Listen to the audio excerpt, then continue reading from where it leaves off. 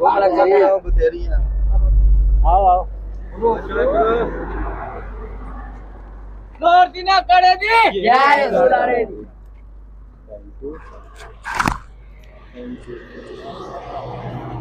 जी इस टाइम मरियम पाक दे मेले की तैयारी दे विच असीं कैंप लाए आ ते कैंप इस्तकबालिया कैंप लाए आ आने वाली अपनी क्रिश्चियन कम्यूनिटी नूं वैलकम करने वास्ते ते उन्हां नूं खाने दा प्रोग्राम देने वास्ते। इस कैंप दे इंतजार अपना इस्तकबालिया कैंप के इंचार्ज ने रशीद फौजी साहब, बाबा जी साहब ते दूसरे भाई साहब ते मेरे नौजवान ग्रुप ते साडे नाल ने फादर साहब ते फादर जफर साहब साडे नाल गल करांगे। जी फादर जफर साहब दसो जरा कि तुसी इस टाइम की महसूस कर रहे हो? असी बहुत ज़्यादा खुश हाँ क्योंकि 3 दिन तो मेला साडा जिहड़ा स्टार्ट हो रहा है 5, 6 और 7 तारीख मां मुकस्सा मरियम की जियारत करने वास्ते पूरे पाकिस्तान विचों मरियाबाद विच लोग जा रहे हैं।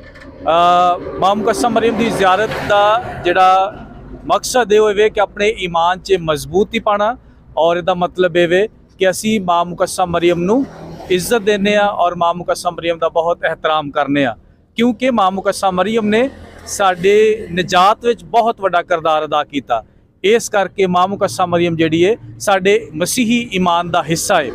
बल्कि ना सिर्फ मसीही लोग मां मरियम का एहतराम करते हैं बल्कि जिहड़े गैर मसीही ने वो भी मां मुकस्सा मरियम का बहुत एहतराम करते हैं। इसलिए अज असी सारे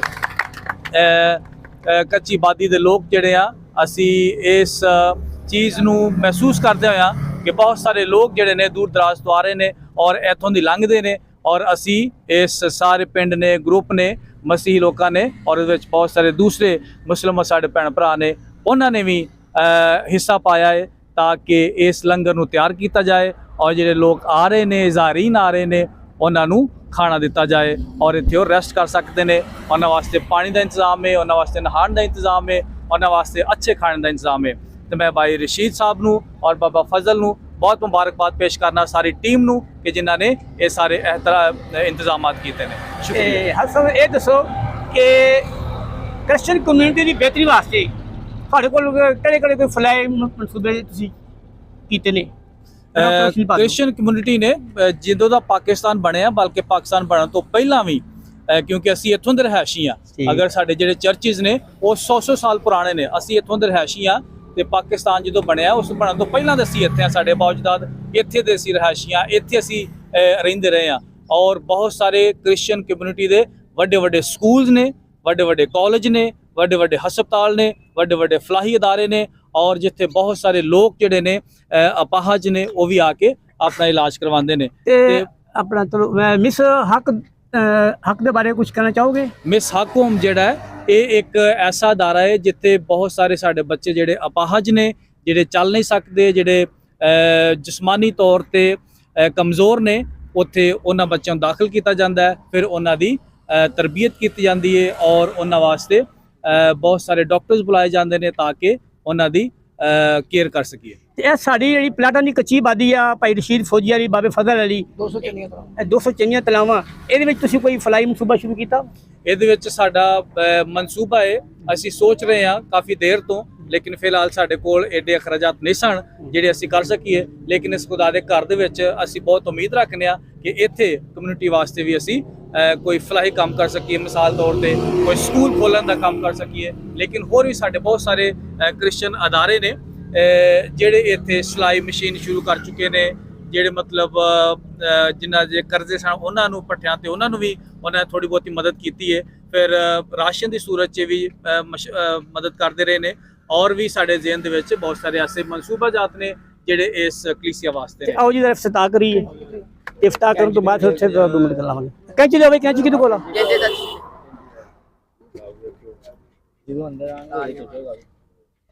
चल जी आज तुसीं आओ, बाबा जी आओ, बाबा जी आओ। चलो जी मोहतरम आओ जी। ते सर जी मैं तुहानूं ये कहांगा, इस मिट्टी सानू जन्म दिता, इहदे आले विच खोलीए, असीं देश पंजाब दे पुत्तर हां ते पंजाबी साडी बोलीओ। ਸੱਜਣੋ ਤੇ ਮਿੱਤਰੋ, ਮੈਂ ਤੁਹਾਡਾ ਆਪਣਾ ਵੀਰ ਮਲਕ ਬਸ਼ੀਰ ਦੇਸ਼ ਪੰਜਾਬ YouTube ਚੈਨਲ ਤੋਂ, ਤੇ ਸਾਡੇ ਨਾਲ ਫਾਦਰ ਜ਼ਫਰ ਸਾਹਿਬ ਨੇ। ਤੇ ਅੱਜ ਅਸੀਂ ਇਹਨਾਂ ਨੂੰ ਕਹਾਂਗੇ ਕਿ ਤੁਸੀਂ ਇਸ ਪਾਕ ਮਰੀਮ ਦੇ ਮੇਲੇ ਦੇ ਮੌਕੇ ਤੇ ਮਸੀਹ ਕਮਿਊਨਿਟੀ ਨੂੰ ਕੀ ਮੈਸੇਜ ਦਿੰਦੇ ਹੋ? माँ मुकद्दसा मरियम कुल दो जहान दी मलका है और माँ जिहड़ी है अपने बच्चों का बहुत ख्याल करती है, अपने बच्चों को प्यार देती है, अपने बच्चों ते रहम करती है, अपने बच्चों को अपनी गोद च रखती है। और इस तरह माँ मुकद्दसा मरियम का असीं एहतराम करते रहिए, माँ मुकद्दसा मरियम नूं सलाम करते रहिए। उंज ही जिवें पाक फरिश्ते ने माँ मरियम नूं आके सलाम किया, तो जो असीं भी माँ मरियम नूं सलाम करने तो साडी भी जिहड़ी सिफत है वह फरिश्तियां वर्गी हो जाती है। तो सलाम है मरियम पुरफजल, खुदावंद तेरे साथ है, तो औरतों में मुबारक है, मुबारक तेरे पेट का फल यीशु। ऐ मुकद्दसा मरियम खुदा की माँ, हम गुनहगारों के वास्ते दुआ कर अब और हमारी मौत के वक्त आमीन। ਇਹ ਸਨ ਸਾਡੇ ਨਾਲ ਫਾਦਰ ਸਾਹਿਬ ਹੁਕਮ ਅੱਲਾ ਦੇ ਨਾਲ ਜੁੜੀ ਜੀ ਸਾਡੇ ਨਾਲ, ਤੇ ਰੱਖਿਓ ਆਪਣਾ ਖਾਸ ਖਿਆਲ। ਤੇ ਭਾਈ ਰਸ਼ੀਦ ਬਾਬੇ ਫਜ਼ਲ ਨੂੰ ਤੇ ਇਹਨਾਂ ਦੀ ਦੂਸਰੇ ਦੋਸਤਾਂ ਨੂੰ ਅਸੀਂ ਵੈਲਡਨ ਕਹਿੰਦੇ ਆ ਕਿ ਉਹਨਾਂ ਨੇ ਪ੍ਰੋਗਰਾਮ ਅਰੇਂਜ ਕੀਤਾ ਤੇ ਕ੍ਰਿਸਚੀਅਨ ਕਮਿਊਨਿਟੀ ਦੀ ਬਿਹਤਰੀ ਵਾਸਤੇ ਜੋ ਕੁਝ ਉਹਨਾਂ ਕੋਲ ਹੋ ਸਕਦਾ ਸੀ ਉਹ ਉਹਨਾਂ ਨੇ ਕੀਤਾ ਵਾ। ਤੇ ਇਸ ਤੋਂ ਬਾਅਦ ਅਸੀਂ ਫਾਦਰ ਸਾਹਿਬ ਨੂੰ ਗੁਜ਼ਾਰਿਸ਼ ਕਰਾਂਗੇ ਆਪਣੇ ਕੋਈ ਦੁਆਈਆ कलमात कहन। दुआ करना जी, बाप और बेटे रूल कुदुस के नाम से आमीन। में हमारी मदद खुदावंद के नाम से है जिसने आसमान और ज़मीन को बनाया। जलाल बाप और बेटे और रूहुल कुद्स का हो, जैसा कि इब्तिदा में था हमेशा होगा आमीन। आसमान और ज़मीन के खुदा नहायत शुक्रगुज़ार हैं सारी नेमत बरकतों के लिए, ईमान जैसी नेमत के लिए, और खुदा बाप अपने सारे ग्रुप के लिए।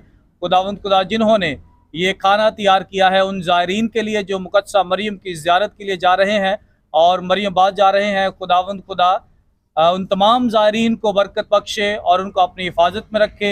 माँ मुकद्दसा मरियम उनका जाना कबूल फरमाए और खुदावंद इस खाने को बरकत दे ताकि बहुत सारे लोग इसमें शिरकत करें और खुदावंद ईमान में मजबूती पाते रहें। मसीह हमारे खुदावंद के वसीला से, बाप और बेटे पाक रूह के नाम से आमीन। शुक्रिया जी, शुक्रिया।